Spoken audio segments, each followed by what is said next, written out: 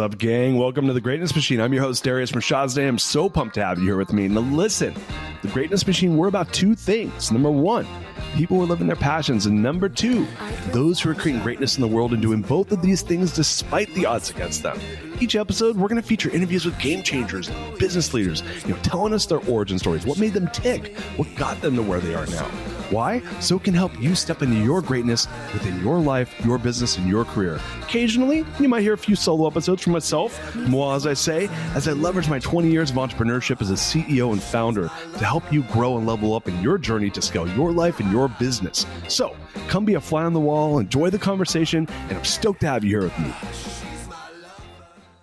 Guys, welcome to today's episode of The Greatness Machine. I'm your host, Darius Mirshahzadeh. Boy, do we have a special guest. Annie Sarnblad is in the house. What's up, Annie? Good to see you, Darius. Thanks for having me. Oh my gosh. If audience, if you were a part of pre-show, you would be so pumped right now, like I am, but you weren't. So you have to listen to the whole show, which is going to be even better. There you go. Even better. So even better.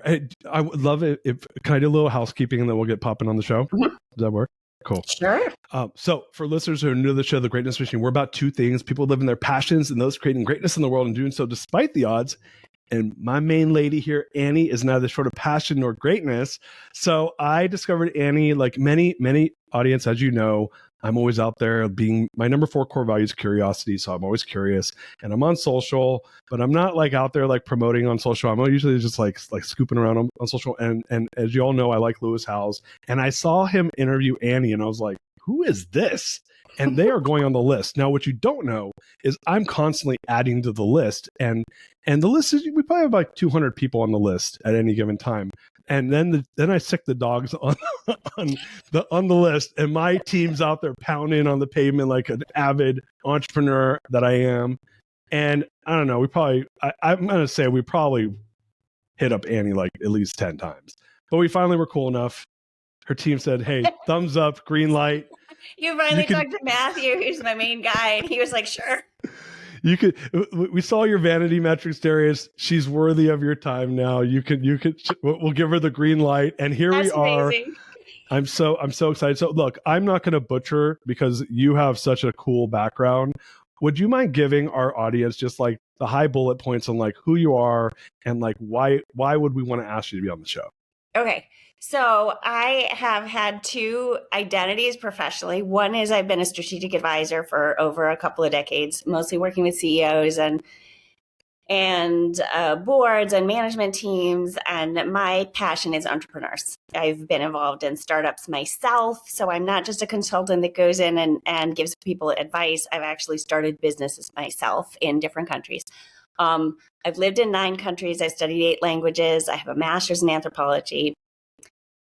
But for a very long time, secret identity was that I could code facial expressions. So I've been through facial action coding system developed by Paul Ekman and Wallace Friesman, and I'm certified in that. And that basically means that they developed a simplified system to numerically code the 10,000 different muscle combinations in human expression and to identify the micro expressions, which are the facial expressions that precede the thought process. And then what I did was I took the field of science and I simplified it even further, only for the benefit of my 3 children, and never had any intention of teaching that to the world. I was obsessed with safety and recognizing trustworthiness around me. And I wanted my children to have that ability and to recognize predatory behavior and good intent, and to be able to talk to me about it. I wanted us to have a language to do that. And so I needed to teach them the facial expressions and put words on it that were simple enough for children to remember and talk about. Wait. So I there was a bullet point on my, so my team puts together notes on the bio, and there was a bullet point about your kids. And I I was like, oh, that's cool. She taught her kids like the facial expression thing. I didn't realize that was the origin of this whole thing. Like this was about like stranger danger. Like you're like, hey man, like, wait, how old were your kids when you got, well, first of all, how old are your kids now? I want to get an idea of what we're talking 18, about. 18, 19, and 22. 2 girls. Okay, 2 oldest are girls, Leah, Alma, and Matthias. Okay, so 18, 19, and 22. And how old were they when you started, like when you were like, I got to teach my kids this? Emma was the one I did the most work on when she was pre-verbal. So this is like 2 decades ago. You're like, Yeah. and when did you get trained on FACS? So I didn't do the certification until I think my oldest was like 6, but I'd studied it for years before that, and I'd gotten sort of the basics of it. Then I did the certification, and I got like more and more developed as they aged. But so, for example, like, people are thinking like, what do you mean you worked on that when they're pre-verbal? But when you have a baby and you do that, like you stick out your tongue and they'll stick out their tongue, and they mirror you. We're wired as human beings to mirror each other's facial expressions. So I would do this, and I would talk, and I would get my baby to do that. And Emma in particular, we used to play this game because she loved it when she was so, super little. And she'd be like, I don't know, 6 months. And that's my knowing smile. I'm like, 6 months, I think, ish. And I'd say, okay, there's 3 pieces of disgust. It's a wrinkle here, it's the line here, and then I'm pulling up my upper lip like that. That's the macro. And I put words on these things. Or I talk about the cheeks lifting in joy and the wrinkling around the eye. And, like I just live narrate as a parent does. This is an apple. This is an orange. You want the banana? Here's the banana. It's repetition, repetition, repetition, and putting words on things. And so I put the words on the expressions, and then I live narrated it in Swedish. We lived in Singapore for a long time, and I would speak. Swedish was our secret language. It was our language that we spoke as soon as we walked out the door when we wanted to carry on our private conversations. So I would live narrate human interaction and human facial expression in Sweden and ask them, what do you see? What do you see? What do you see? What about that guy? What about this woman? And we got really good at sort of the peripheral, because you can't be like staring at us and then speaking a foreign language. It's rude. But, and it's a little rude to talk about people when they're standing right in front of you. But I was so obsessed with teaching predatory behavior because I'd experienced so much gaslighting about predators when I was little in my family. So wait, I'm Gen X, so I'm and you seemed a bit Gen X-ish yourself. I'm 52. Yeah, you're total Gen X. So for listeners who are Gen Ys and Zs, I saw a really funny meme today that was like Gen X, like the last generation to drink water out of a hose, right? And right. It was like that's how we got water in the summer when that's we left how we outside. got water. There was it did taste a little metallic-y, but that's okay. Yeah, it had a little bit of like a metal taste, but hey. Like, some dirt. Water. It was good. We need to get hydrated, okay? Right. We were thirsty. And by the way, we only drank when we were dying of thirst. Yeah. Water wasn't like a normal, regular thing that we had in between meals. No. And let's not forget that we were outside. So when you're outside all day, because there's nothing to do, because there's like 6 television stations, and you can like listen to the radio, but you can do that anywhere, is you go outside and play. So when you're outside playing, and there are not cameras everywhere, people try to steal kids. So I grew up with a mom and a grandmother who were like distinctly afraid of I have a twin brother, by the way. So my twin brother and I were like always fearful of getting stolen. So like, don't take candy. Like, don't take candy from anybody. If a white van shows up, don't get into it. White vans in particular, I don't know what it was about the white vans, but those were really dangerous. Yes, a little child abductive van, And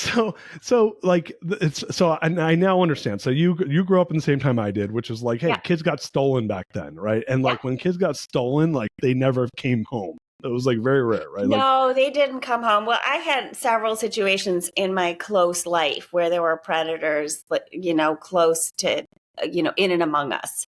Wow. And I would identify the behavior and sound, I was a good little whistleblower, and I was completely and utterly ignored. So I've kind of lived with that for the duration of my life, both with like what could have happened to me, and certain things did happen to me, but they could have been just so much worse, and also recognizing what happened to some of the kids around me that I told on, and nothing was ever done because it was just too.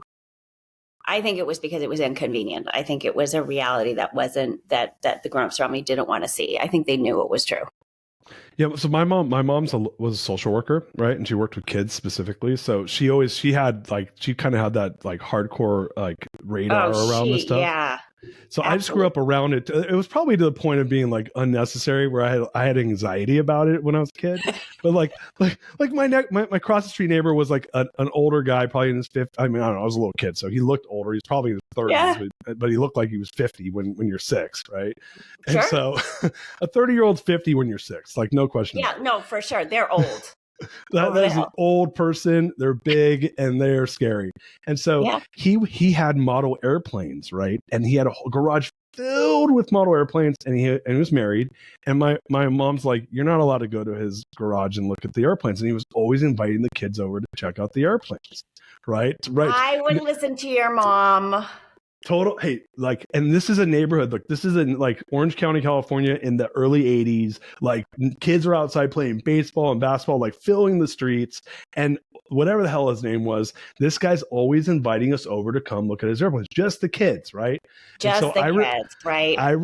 look, I was probably 6. I can remember like understanding that my mom thought he was a child molester, right? Yes. So that was the world. So I just want to set the table for listeners. Like, that was the world Yeah. that Annie and I grew up in. Yeah. And so were you like, like, did you have a sixth sense around understanding like this thing where you learned around facial expressions identifying predators? Sounds like there was some So there traumatic was things that abuse in happened. my Yeah. house, and my dad. There were a lot of issues. So what we do know is that kids that grow up as children, where there's abuse in the household, where there's trauma, or where there's alcoholism or addiction, other issues with addiction, that those individuals tend not to lose their hypervigilance. So babies do this whole thing where they're tracking your face. They're going back and forth, back and forth, back and forth, because they're looking all over they innately understand that the feelings are in our facial muscles and our facial movement. And we're trained out of that as children. We're trained to look each other in the eyes. And so children that are in situations where hypervigilance is important to emotional or physical survival, they don't lose that ability. So it's less something that I learned to do and more something that I didn't unlearn. Oh, wow. That's so interesting. So I grew up in an environment that was like fairly filled with like violence. And As you're doing that, you're showing disgust. You're like barely filled with violence. Yeah. yeah. Yeah. And then a little bit of vulnerability. Yeah. Yeah. Yeah. And so I'm always reading people's emotions hard, right?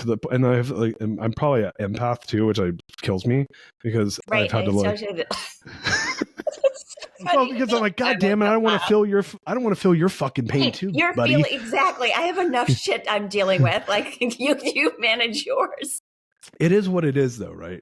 And so, so it's interesting that the I never thought about that, like how I am reading other people. I have no training in it. It's just me like really watching So for you're these just small doing cues. it innately and with your gut, and your body is absorbing the facial expressions, probably the smells. Fear, sweat from fear smells differently than just sweat from perspiration. You're looking at body language, you're looking at posture, looking at whether or not the words align, whether or not people are using qualifiers. The example I like to use is, I'm a mostly good guy. Why would somebody say they're a mostly good guy? Yeah. But these skills, my best guess, knowing that you're an entrepreneur just in your core, the ability to read people on the level that you can, I have no doubt that has helped you in your business. Yeah, no, figure out no who question. to align with, right?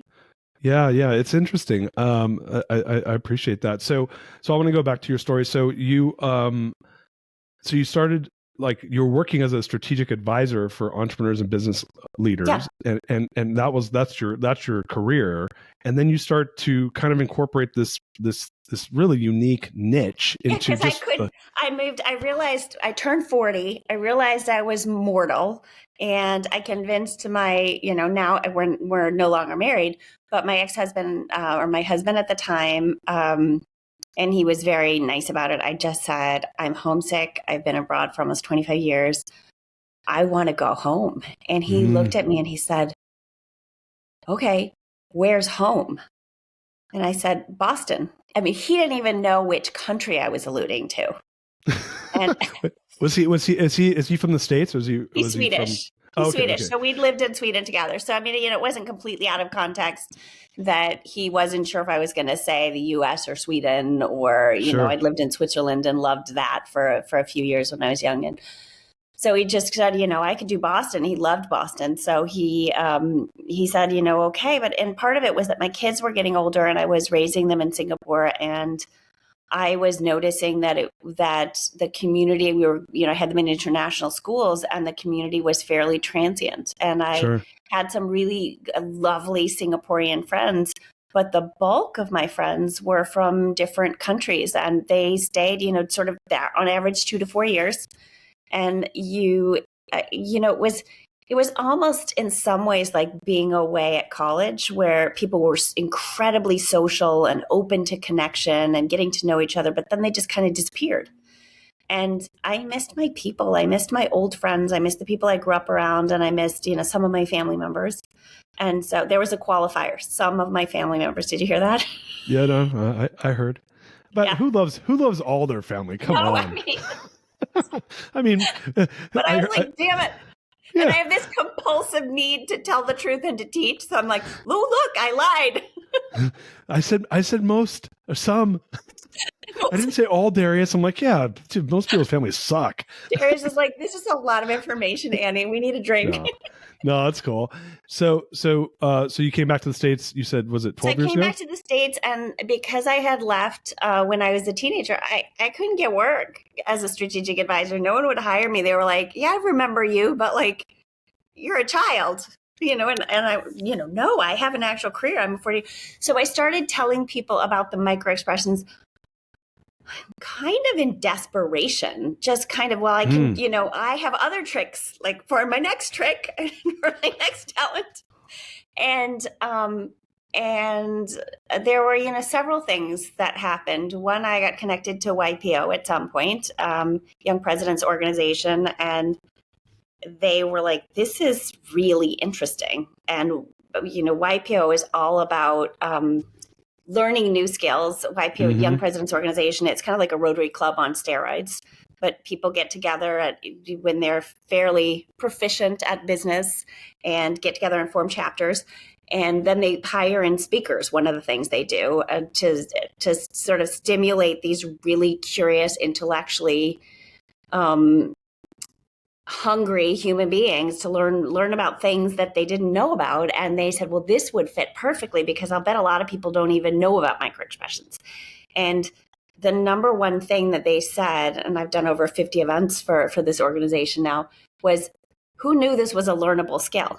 Yeah. But my brain is kind of like your brain with problem solving. We had a really quick conversation, but then I was like, oh, you're wired like I am. Where there was this piece that people were saying, well, that's impossible. You can't teach micro expressions. It takes years of training. And I thought, if babies can do it, how can it be impossible to teach? If it's something that we already knew as babies, how come we can't find the words to put on it? So let me ask a question. First of all, a lot of our listeners are YPO. It's a pretty big constituent of Greatness Machine. So they'll appreciate that some of them have probably seen you. So bringing this to business and entrepreneurs, CEOs, executives, anyone for that matter, like being able to read people and to understand, kind of get ahead of the verbal, right? What is it? 92% of all communications nonverbal, and I would assume facial expressions makes up a pretty. I kind of love those numbers, because how the fuck do you figure that out? Like, how the fuck do you figure that out?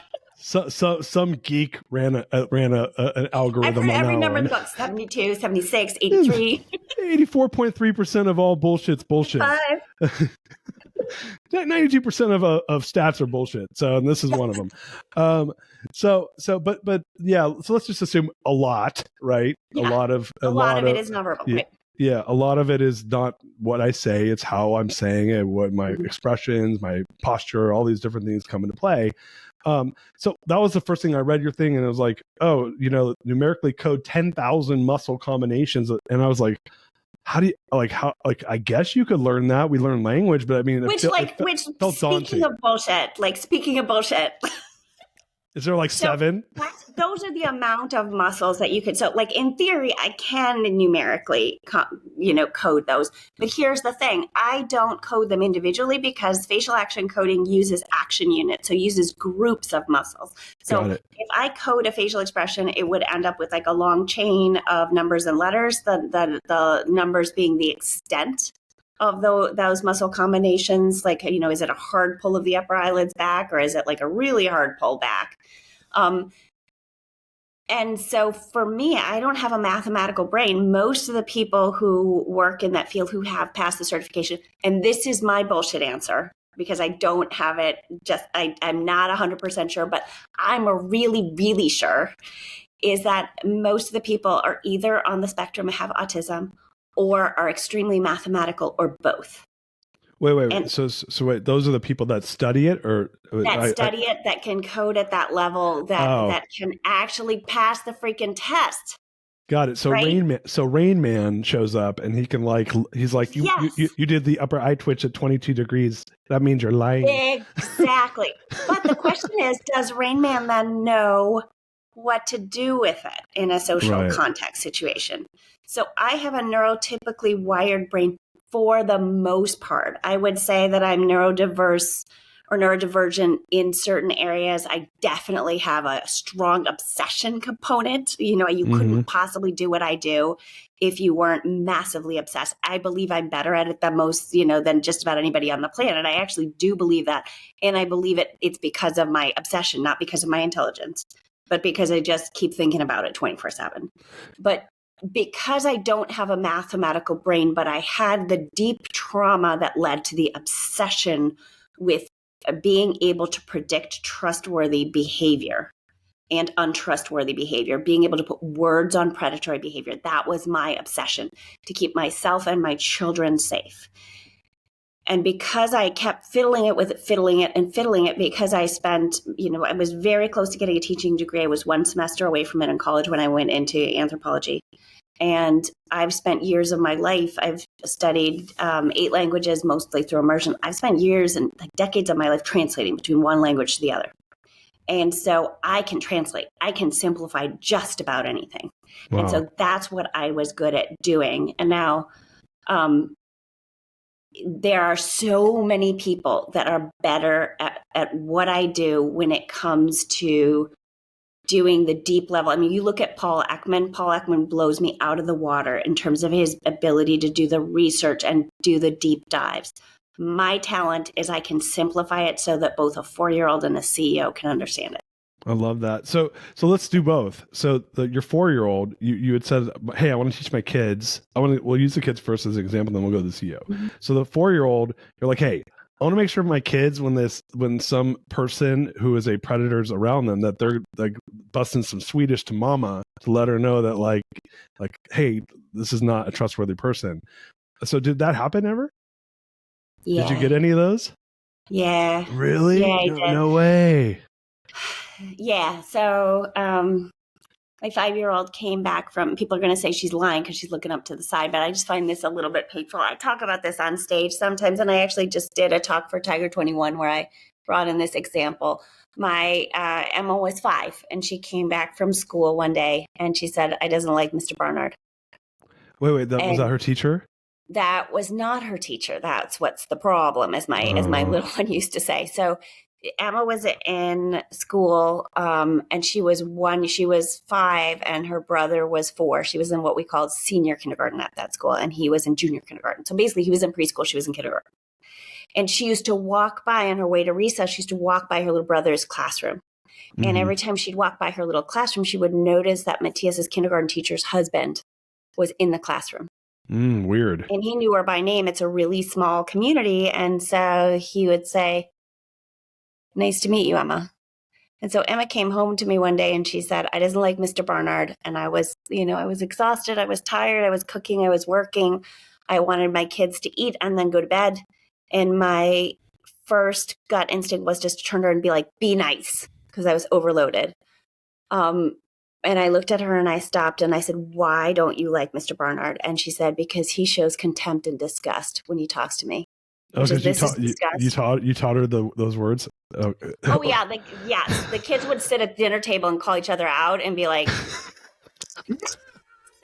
showing contempt and disgust, and we would, and Emma would freeze her face like this, oh, that's amazing. and we'd like lean forward and be like, yeah, she has good coding, Matthias, and he'd be like, thanks, and like still showing disgust and vulnerability and a little bit of anger, like. So she said that Mr. Barnard, is that his name? Yeah, and so anyway, I went to the head of school and reported it, and they had him deported. Wait. But did they know that he had done anything, or like was just something He was a wanted happened? man in Australia, so they got the police involved, and wait. it turned out What was he wanted for in Australia? pedophilia. Oh, no way.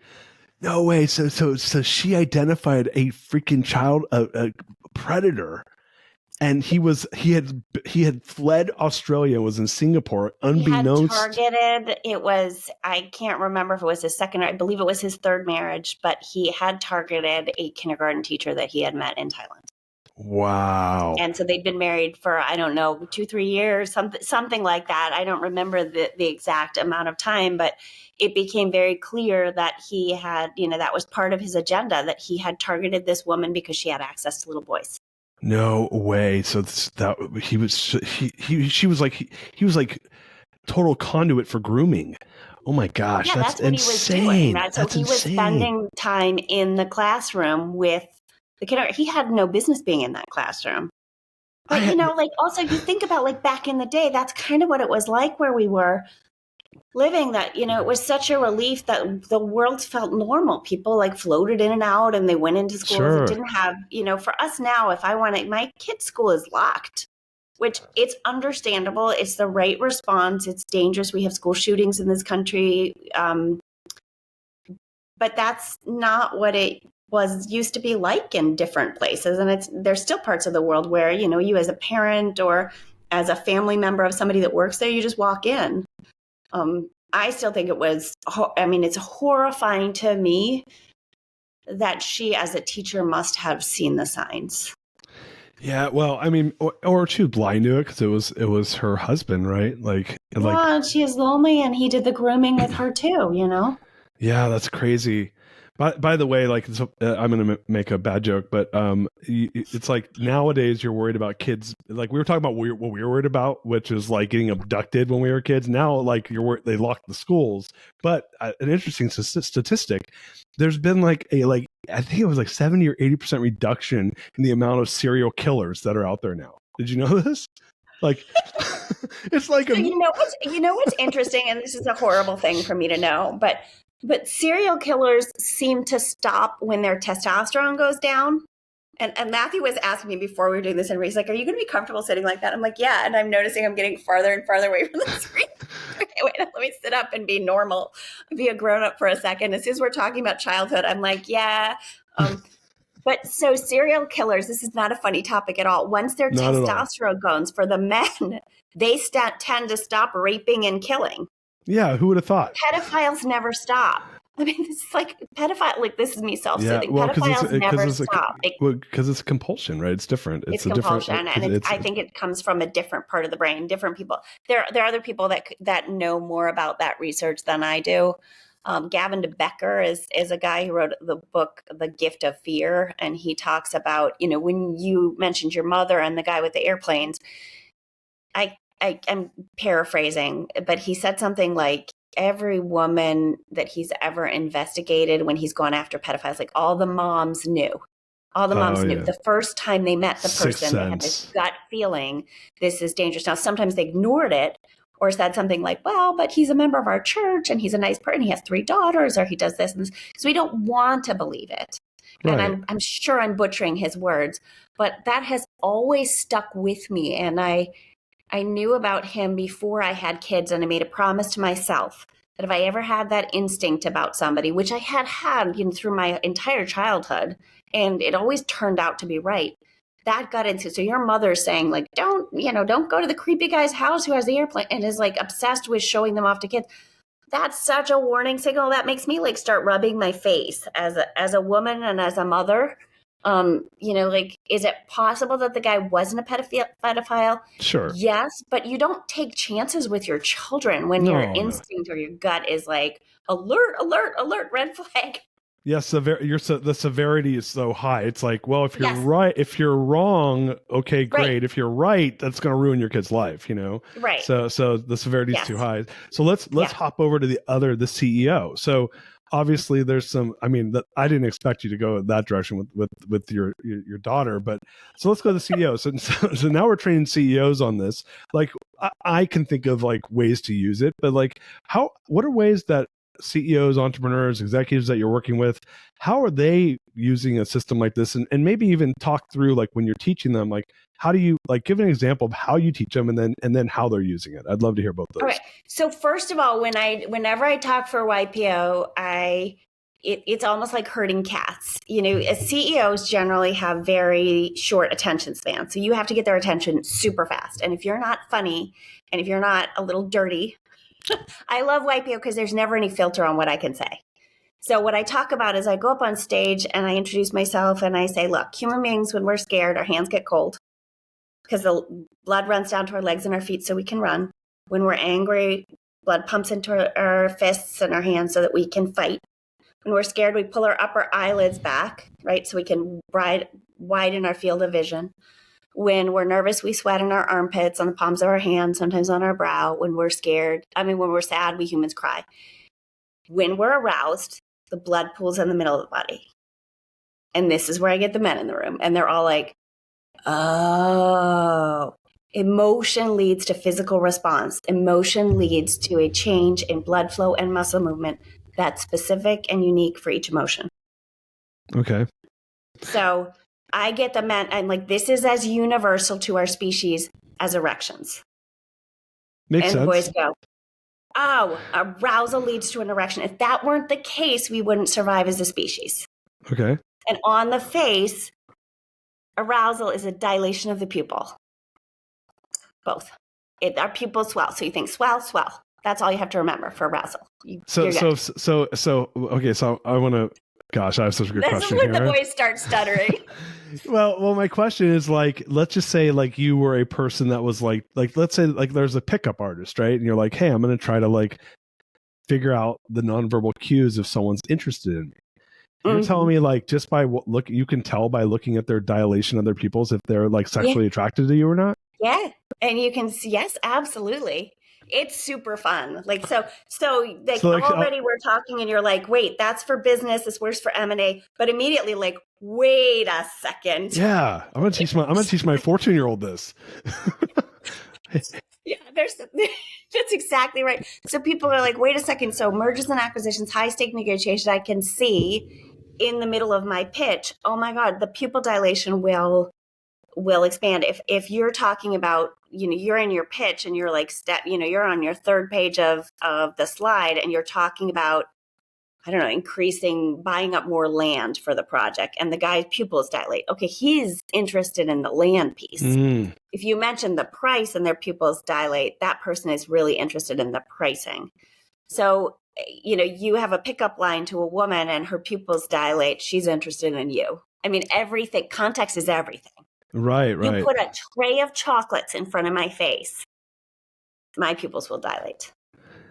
So hold on, I have a question though, and this is actually a good example. Like it's hard to do that over Zoom, right? You can't right. So this is. It is, but you probably could see mine because mine are light enough. The darker the eyes, the harder it is, and the better it is to be in person because it will look like if you have dark brown eyes, it will look like your eyes turn black. It's just like almost they turn black as night because that's the dark, that's the black pupil taking over and pushing out the iris.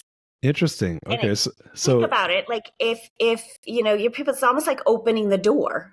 If your eyes are your doors, it's like come in. I want that now. Give me. And it's this greedy give me now. So it can be love, sex, money, food, anything that gets my son, when he was 13, 14, he used to play Fortnite and his pupils would not only dilate, but stay dilated for about 15 minutes after he finished. Interesting. So I'm going to stay away from the CEO question for a second. I'm going to stay on the like interpersonal topic. So wait a second. Yeah, this is like gotten way more interesting. And so, do you ever have people like you're like teach this to folks who are like, hey, listen, like this is going to help you with dating. Like you can tell if you're. Oh, I've done YPO events with just love and dating. Absolutely. And is it absolutely. So what else besides dilation shows interest or shows, attraction? So it's above, in, and under the eyes, right? So when I'm attracted to someone, I'll half mask my eyes, right? It took me forever to code bedroom eyes. It just was something I kept fiddling with and fiddling. It's like, I know it when I see it, but what is it? Like, is it? And it's just this like, and I have to do it to actually get there. I have to like actually show my neck, because that's also a sign of like vulnerability and kind of letting somebody in, especially when there's a little bit of a backward tilt. So I'm not putting it together with pride where like, I'm like, you want a piece of me, right? That's a very different feeling, but just kind of like there's for love and attraction and arousal, there's always a piece of surrender and relaxation.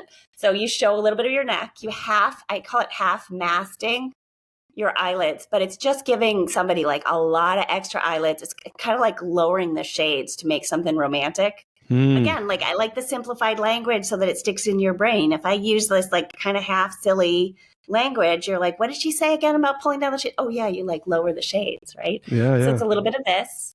It's the dilation of the pupil. So it's above, in, and under. And when we like someone, we show joy, and joy is all in the cheeks.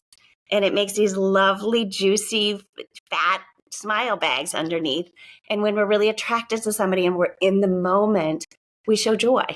Yeah, that makes sense. So what about, does alcohol or any of these like other things affect that? Yeah, so alcohol and drugs and even medication can dilate the pupil. So we're looking for a dilation in the moment, in the meeting.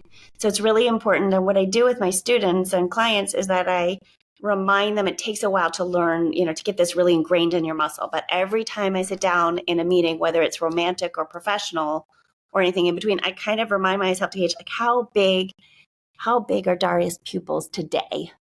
And that's a little hard. It's like the added element of you've got your glasses and there's some distance and I'm not looking really up. So it would be kind of hard from here. Yeah. So like if you're looking at me like this in the camera, I could tell. But from here, it's kind of hard. It's hard. But in person, I think it's pretty easy. Right. But anytime anybody gets like, think about it, you get really excited and you're like, oh, come in. You're opening the door and you're allowing things in. Right. Just like if there's so much light outside, we know our pupils contract. Sure. And, we're just like shutting things out. Like there's too much, I'm going to contract and close.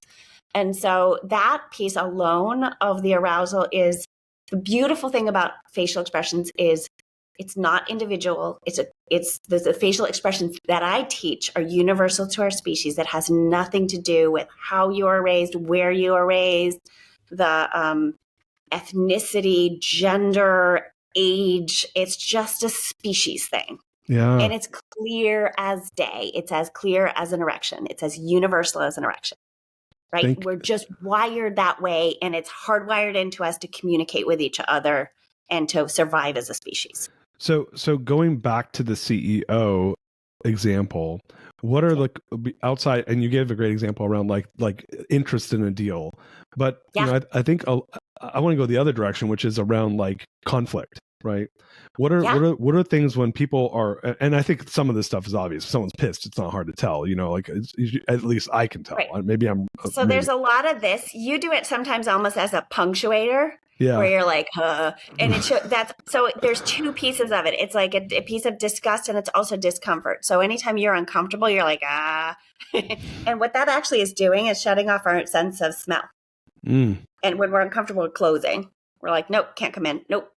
But we also do it with like dirty jokes. So it's this little bit of like mischief where we're like, I shouldn't think this is funny, but it's funny as shit. You and I were swearing before. We're like, can we say fuck on tape? Like, that's funny. Like we both immediately raised our, show our nostrils and a little bit of delight because you're not supposed to do that. But breaking the social rules a little bit is part of what's made us really good in business and what allows us to connect to other human beings. So, you look for disgust and you feel it when it's a little bit softer, a little tricky. That feels very different than just this right? And that's got a tight lip of anger. So people often in meetings, we are socialized not to show certain emotions. Some cultures are really good at stifling the macro expressions. I lived in Asia for over a decade, and I did negotiations with people that were really good with the poker face. The micro expressions still leak. So this is anger. Yeah. So okay. Sorry. Finish your thought. I want to talk about negotiation. So yeah. This is anger. So micro expression. Anger clenches the lips, whether it's open or closed. It's clench. This is no. Wait, what? So I don't want that. Right? You can feel it when I do it. This is I know something you don't know. Oh, okay. It's a Mona Lisa smile. Why is that like smirk? Like that's like joy that they're hiding. It's like if you're telling me about something, like if you're telling me, I'm so sorry to tell you, but we have to let some of our staff go. And you have somebody in that meeting that's doing that. They already knew it. Somebody leaked the information. Oh, interesting. Yeah, I see that. If you do, this is like, oh shit, oh crap. So if you're like, look, I'm so glad you're going to be able to meet this deadline. Someone goes like this, their body is telling you they don't think they can meet that deadline. Interesting. And so I can't tell you exactly what someone is thinking. I can just tell you what their feeling is, but it's biological. It's like a 4-year-old in front of you that goes, I'm not sad. And tears are streaming down their face. And you're like, okay, buddy. Yeah, buddy. Sure you're not. Yeah, that doesn't, you need a hug. Yeah, I need a hug. Yeah, that looks like you're so joyful right now. So how many, when you're teaching all those different, how many expressions are you like when people were working with you or executive teams are working with you or CEOs are working with you, like, so not overwhelming. How many expressions are they learning? How long does it take them to learn it? Like, give an idea. Yeah, it depends on the people. I've had some, so first of all, I definitely do that. What I now call the yes face, the no, the yes, no, maybe so. Okay. So yes is that rising of the cheeks. It's one thing that first, the first stage of learning is to like really get it and understand it and be able to identify it and recognize it on my face or somebody else's face. First with still pictures, then with videos. And I have them like do some coloring actually, like a circle the part that moves. I mean, it's not that difficult. And when I'm working in workshops, I use mirrors. So people are making the facial expression, the big, the macro, the micro, and talking about, I put them in pairs and I say, talk about the food that you had to eat as a child. That's the most disgusting thing you ever had to eat. And they automatically start going like this. And then they go, oh, I saw it on his face. Oh, you didn't like that, did you? And they're laughing. So that's the no. This is the yes, right? The yes. And again, it's often like fairly minor. One of the guys, what's the guy? Joel Osteen, the guy that had just had the shooting in his mega church. Somebody sent me a clip and said, Annie, would you look at this? And I looked at it and I was like, she's like, something's so upsetting. And I was like, oh, he's showing arousal. He's talking about this terrible thing that happened and he's showing some joy and arousal. And that's what's giving you the ick factor. And my guess, if I had to interpret that there's this piece where he's like, yeah, I'm getting all this attention. I'm getting all this like blah, blah, blah. I don't, that's my guess. Right. But what I can see clear as day is his cheeks are moving up and he's showing some arousal. He's showing some joy and pleasure, which is so out of context. Yeah. So if you're working with employees or partners or clients or whoever, you're looking for the expressions to match the words. And if they don't, there's something off. And then you need to figure out what it is that's off. And oftentimes it's not something predatory. I mean, we don't want to tell our bosses maybe that we don't know what we're doing or that we're having a conflict with another employee or that we think we might lose this contract with this client. But if you notice it as an employee or as a parent or as a spouse, that somebody's microexpressions are not matching their words, sometimes it's as simple as when, I'll give you an example. My kids were little and I would get really frustrated. I had 3 kids really close together and I'd be like, stop it. You need to stop it. And I would be mad. And, when you're a grown up and your mom and you're really mad at your kids, like I'm so much bigger than these little people. And then I'd have my little one that would look up at me and go and pucker his chin. And it would just like, oh, that's sadness. Oh, I need to calm down. Like I'm being disproportionate. And I look scary when my words are stern and I'm crabby and I need to calm down. So it allows us to see the situation reflected in somebody else's emotion and adjust, whether that's a deal or whether that's a connection that we want to improve. So when you start talking about poker face or negotiation, and obviously that's where, like, literally I'm getting off this call and I'm getting on a call with a person who I'm negotiating with right now. And Yeah. and Do you want me to stay on the line? yeah, hey guys, don't worry. This is Annie. She's just taking notes. See the tricky business and the joy. I'm like, he did funny shit. Annie, one wink. You text. Here's my phone. Text me if he is down for that last clause in the contract. I'll just text you emojis. Oh, yeah. No, we're on two. We have two sticking points and final sticking points in our negotiation. So yeah. The shenanigans, the trouble we could get into. Hey, seriously, have people hired you to do this, like to sit in on their negotiations? Yeah, well, that's what I did in Singapore, and they didn't really. I had one client that knew what I did. There were about 4 people that knew that I could do this. Yeah, I mean, absolutely. I mean, that was really that I could walk in and read a boardroom and say, this person's aligned with you. This person doesn't trust you. This person is dumb as just a bag of rocks, but loyal. And these two are sleeping together. And so when you threw when you threw that out there, probably some of them, they're like, yeah, no, they'd probably like there was some confirmation, like, okay, that's what I thought. Did you ever like the sleeping together thing, or like no, like did you blow their mind with that? Yeah. I mean, there were a lot of situations where it's like the spouse is always the last to know. Joe Navarro, who wrote What Everybody Is Saying, I think it is, he's my favorite guy when it comes to body language, because body language is usually very individual, varies from culture to culture. Even 2 siblings in the same family might make different, gestures are respond differently with body language. Micro expressions is like sheer biology. But one of the things that he likes to talk about, and there are other people that have said variations of this, is that when we're emotionally or financially invested in something, we don't want to see the truth. It takes us longer when we're really in, there's a sunk cost, and it's like the idea of the spouse being the last to know when the other spouse is cheating. We don't want to see it. Sure. So that has happened a lot of times where somebody's working with somebody that they've partnered with for a really long time. Or I have just done a tremendous amount of work with family offices, because I lived in Asia for such a long time, and most businesses are family offices in one form or another.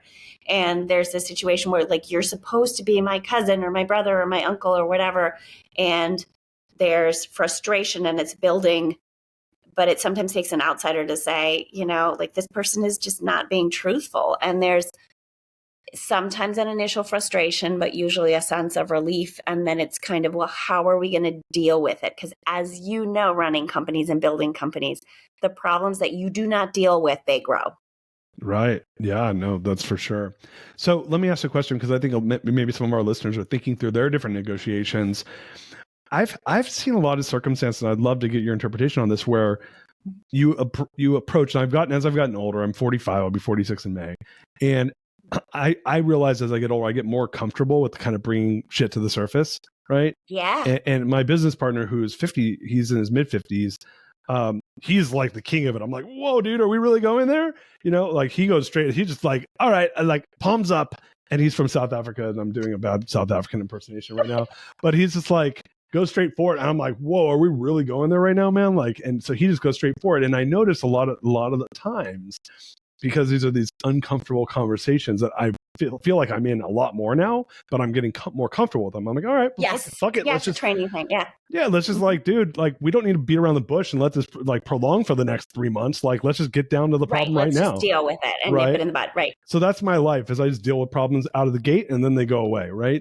But I notice when you do that with a lot of people, that there's this like uncomfortable smile and they're like, you get this like, this one? It's like, yeah, it's like, but it's almost like they're like scared. Like they're not disgusted. It's like, they're like, trying to animate it for you. Yeah, you're trying. Yeah. Podcast listeners are like, is it a double talk? It's like, no, it's like, it's not like they're upset. It's like, they're like, oh, I have to talk about it. It's like they're uncomfortable. It's like an uncomfortable smile, and then they tell you what they think, right? And so my question for you is, like, how can you tell, like, what would be the like that smile is the thing I'm always like, man, why are they smiling? Like, but it comes out a lot in these uncomfortable conversations. So I was curious what your thoughts were around the smiles. I wonder if it's masking. I don't know. There's a bunch of different. There's a smile that is like action unit 13, or it's coded. There's a piece of that I always called the Hillary Clinton smile, which is a. So I don't know. I'd have to see like the picture of it, because I can imagine a bunch of different scenarios where there's a little bit of like, that's fear. Yeah, it's not that. Anytime that the chin is engaged, that's vulnerability, or like, I'm worried about this. Anytime the nostril shadows are engaged, that's a piece of like discomfort. Got it. Right. Yeah. So I guess I'd be kind of like, what is it a masking? I mean, like, watch when I make an uncomfortable face and then I cover it with a smile. Yeah, it's still obvious. Yeah. Well, my question around that is like, is it the fact that the face moves together, and that when you don't have a symmetry of behavior, that there's a masking happening? Is that kind of what you're looking for? Is like, hey, your body will tell you when something's off. It's one of the reasons that Botox and fillers and the plastic surgery feels so discombobulating to our brain, is that our brains are wired to use these nonverbal cues in faces. The face is mostly in our species naked. Now, there's some cultures that cover pieces of it, but it's like one part of the body that's almost always visible. And we really are wired as a species to take in the information that's being sent, even if we don't really know what we're hearing. Just like tone of voice, we notice, especially in our left. And if someone comes in and is like, oh my God, you know what? We're like, ooh, it just like sends our whole nervous system haywire. So even if you don't have the vocabulary to dissect it, your brain's receiving these signals. And when something is off, our gut starts yelling at us. Our nervous system is like, this is uncomfortable. Get out of this situation. I don't like it. It's like, and so when the facial expression doesn't, Emma, good to see you, that's really upsetting. So the nice words with like, I fucking hate broccoli. That's fine. You don't like broccoli. You're not, I'm not going to give you broccoli. Or I don't like eggs. Okay. That's fine. That matches. That doesn't make us upset. But hearing, I'm so glad to hear about all your success. Right. Our whole body, like, you're like, no, you're not. Clearly you're not. So, but going back to this idea around negotiation, because I do think that like a lot of our listeners are probably like, I want to learn this for negotiation. I want to learn this so that, some may be because they want to interact better with their teams. And we could talk about ways folks can connect to work with you, but, or to learn more about your work. But I'm just curious on the negotiation side, like poker face is this term used, but some people have a great poker face. Like for me, they do, and the micro expressions leak. So look in my eyes and watch while I do. I'm going to do like 3 or 4, just as an expression. Just try it. Look in my eyes, and I'm going to do anger. I'm going to do vulnerability, and I'm going to do a knowing smile, and I'm going to do a crap. All right, now look at the bottom of my face. Anger, vulnerability, knowing smile. Oh crap. Like if you put your gaze down when you come to a pivotal part of the discussion, you're not going to miss the micro expressions. The micro expressions leak regardless. It's always around the mouth area. Well, there's an upper and a lower part. I just find it so much easier. Like sadness is going to make the eyebrows jump. I find that harder to see for whatever reason, and I find it harder to teach. You also get like when somebody's really feeling sad. I mean, this is why I love my age, because you can see my wrinkles so well. This skin comes down. It just kind of falls down like the outer eyebrow. And I get what I call a line of sorrow. And this wasn't something that I remember ever learning or coding, but this skin falls down. And even without the inner eyebrows tenting. So like the full sadness will like do that puppy dog eyes, but just the skin will just kind of depress. But it's hard for people to like, it's just so minute when it happens, and I can't do that voluntarily. So I find that like this area has all the key facial expressions, the micro expressions that leak out clearly. And my focus with my work has been to focus on what is the one piece of that facial expression that's unique to that facial expression. So I could teach you all the different pieces of sadness, but if I teach you that when your chin puckers, it means vulnerability, you're like, oh, that makes sense. Okay, vulnerability plus anger is this. Oh, so vulnerability plus anger, that's hurt. Right. So I teach the basic ones that I've shown you, and then for my more advanced students, we start building on that. And we've started filming for the online courses because I just can't be in as many places as I would like to be. Yeah. So let's do this. I have two questions, one of which I was going to start the show with, but I'm like, no, I'm going to save it for the end. So I'm going to save it for after the greatness question. And I'm going to ask the greatness question. I'm going to ask my Travis Kelce question because I saw you posted the Travis Kelce's face from the Super Bowl. So we'll chat about that. But before we do any of that, if people want to learn more about your work, they want to connect with you, like what are ways people can work with you? I'm like, this is fascinating. Like, I think like there's so many people. So I've started posting a lot of stuff on socials. I've really opened my social accounts, just really started posting 5 months ago. So they can go on Instagram or TikTok. I'm under AnnieSarnblad.com. They can go on my webpage, AnnieSarnblad.com, and sign up for my newsletter, sign up for information about online courses. I have 2 books, Diary of a Human Lie Detector, Facial Expressions in Love, Lust, and Lies, and the book that I pulled out at the last second because I realized all my clients who were like 45 to 55-year-old men were going to read my diary, and that seemed like a terrible idea. So I've told them all, you can't read my diary. You can buy it if you want to, but we are not discussing it. All right. Like, but what if I want to discuss it? And I'm like, nope, we're not discussing it. So for them, I've pulled out a glossary, added some pieces on negotiation, and published the glossary separately. It's a little bit overlapping with the other book, but there's some additional expressions. And the book is The Diary of a Human Lie Detector. Is that correct? Yeah. All right. So that's one. We'll make sure we're going to put all that stuff in the show. That's really my diary. Like if you're somebody who cannot manage feelings, read the glossary, and that'll like teach you the expressions without having to go my emotional journey. I'm going to read both. And then next time I talk to you, I'll be like, I'll be like, hey, I read your diary. You're going to be like, Annie, I have questions. Wow. So I just started doing this, by the way. I'm like, I'm going to tease out the greatness question, but I'm going to like make sure we do the plugs before. So guys, go check out, and it's Annie Sarnblad. It's as it's sound, it's phonetic. So we'll put all that stuff in the show notes. Go get the book. Check out. I'm so pumped to check all this stuff out. This is so interesting to me. So we'll make sure we put all that stuff in the show notes. Go sign up for all of her social stuff. But we're going to ask greatness question, and I know we're running a little bit over. We only have 4 minutes. That's okay. And then I'm going to ask my Travis Kelce question, and then we'll peace out and get everyone out of here. So we'll do greatness question. So what is the number one barrier to creating greatness that you've overcome in your life, and how did you overcome it? Oh, so that's easy. I am fairly fearless. And part of that is because I had a hard family life. And so there was no option to stand still. I had to sort of keep moving, and I had to travel, and I had to face some of these things that I was scared of because I was more scared of standing still.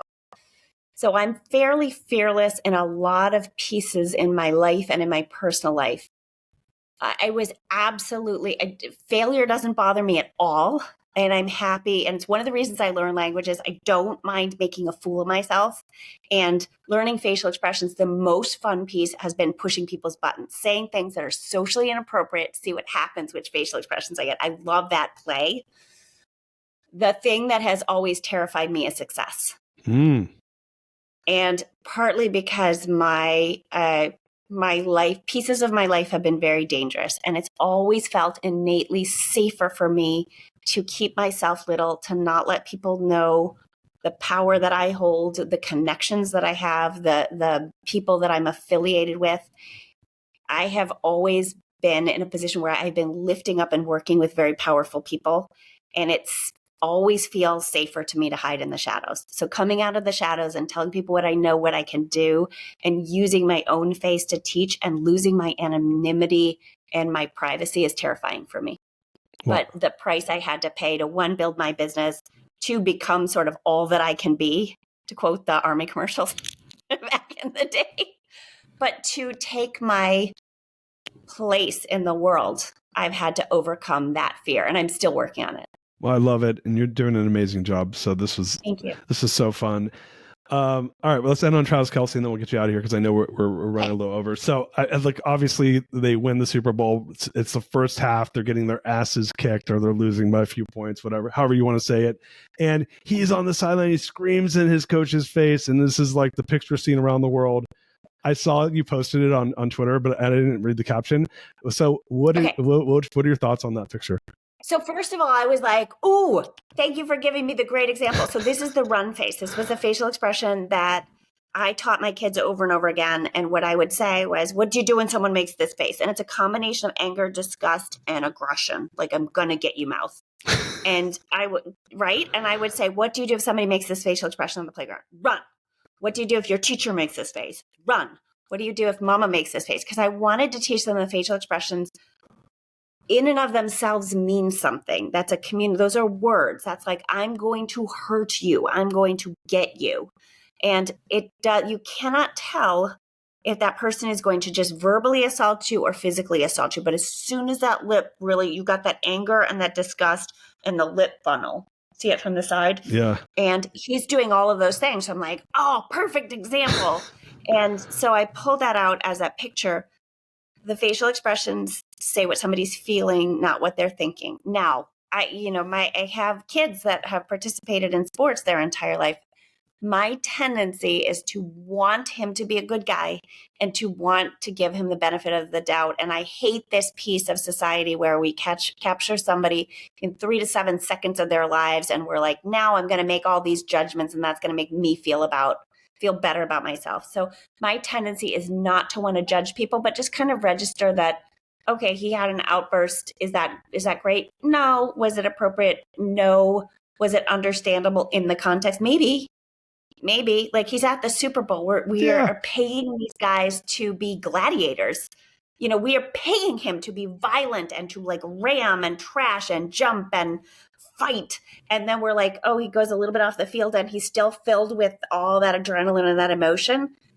But if he constantly, I know a kid that I'm thinking of on one of my kids' sports team that is always aggressive. He's always pushing. He's always instigating.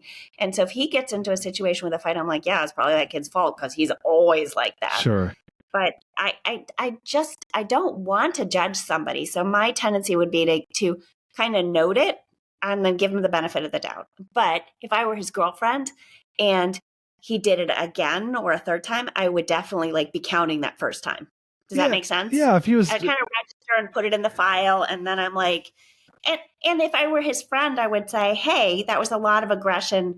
You should probably talk to someone because you're new in a relationship. You really love her. Don't mess this up. Like maybe you got some therapy going on. Some anger management is good for a lot of us. You can't Travis Kelce Taylor Swift, but you could do your coach when you're losing and he takes you out of the game and you're the best player on the team like that. I actually, people were making a big deal about this and I'm like, his job is to go out there and crush skulls and score touchdowns and they're losing in the biggest game of their season. And his girlfriend is there and everybody's watching and the work, the pressure from, and again, we're paying people. It's this piece of we pay people to go to be in the military and to go fight and to kill people. And then we don't take care of them when they come back and we expect them to just readjust perfectly. I like the saying you can't have it both ways. Yep. Or that, if you're going to put somebody in a situation that's dangerous and you're expecting them to behave in a certain way, don't expect that behavior never to leak somewhere else. Yeah. I don't know. And I don't even know if there's somewhere else. He was on the football field. We don't know. It's not like he was in freaking massage therapy class and he was, he wasn't meditating. The dude was crushing skulls 45 seconds before. I mean, come on. Exactly. And he's just he's like, and he does hold him back and he didn't hit him. He yelled too loudly and he lost his balance and it was a little grabby. He didn't actually hurt somebody. Now, he is a large man doing a large man. If he were yelling at a 4-year-old, I'd be like, dude. Yeah. But I just don't want to go there in terms of judging him because it's out of context and I wasn't there and I don't know. And I know enough there's enough pieces that match up that context where I'd like to give him the benefit of the doubt, but I will kind of remember it. I will too. Just be like, okay, noted, that was so. And if he did it multiple times, or if he does it at Thanksgiving, I'd be like, now you need to go see somebody. Right. And get a handle on this because human beings, guess what? We're all overloaded. We all have these feelings. We are built to, rage serves a purpose in human beings. And if we have too much rage, well, we need to go talk, I remember I did boxing lessons for a while because I was like, I either need to go to therapy, and I wasn't ready to go to therapy at that time in my life, or I need to hit somebody. And so I took boxing lessons. It was super therapeutic. I love it. Well, look, but in context, yeah, I'm in full agreement with you. Don't Travis Kelce the family at the turkey dinner, or your girlfriend in a couple's massage. But if you're in the middle of the Super Bowl, I'm a big fan. And I'll tell you this is coming from one Gen Xer to another. We were locked outside all day drinking water out of a hose. So like for us, we have a high tolerance for pain. Worried about vans kidnapping us. A little bumped and bruised. And I remember when my kids were little saying they're supposed to come back sweaty and dirty. Like, then the kids had a good day. Yeah, I love that. Annie, you're amazing. This is so much fun having you on the show. I appreciate you so much. Thank you for coming on the Greatness Machine. It's been such a great conversation. Yeah, keep in touch. I want to hear about your stuff and, how the business goes and your podcast. I love that you're so passionate about what you do. And I'm sure you're afraid sometimes, but you seem fearless to me. Thank you so much. You guys, go check out Annie. We're going to put it all in the show notes. Until next time, peace out. We love you. She's my lover. You are listening to The Greatness Machine, and that's a wrap for today. Listen, if you love what you heard, subscribe to the show on whatever podcast platform that you're tuning in on so that you don't miss any of our future episodes. We have tons of great people coming on, and we're stoked to have you here to enjoy it with us. Leave us a review. Tell us what you love most about this particular episode. We love getting the reviews. We love to see what you guys love most. And if this particular episode, made you think of someone who's leveling up in their business and in their life, print screen, share it with them. Leaders are the best givers. And after all, we're all here to support and grow with each other. And in case you want to see some of the fun behind the scenes shots or some of the things that we're doing, I'm actually writing about this in my weekly newsletter. Go to www.therealdarius.com and subscribe to my newsletter. We're talking about fun things like business and life and mindfulness and cryptocurrencies and gosh, I don't even know, everything and anything, but it's tons of fun stuff I write about. I try to get it out on a weekly basis. You can subscribe at www.therealdarius.com. And with that said, look, thank you guys so much. I appreciate you. I love you. Peace. We're out of here. See you guys on the next one. She's my lover.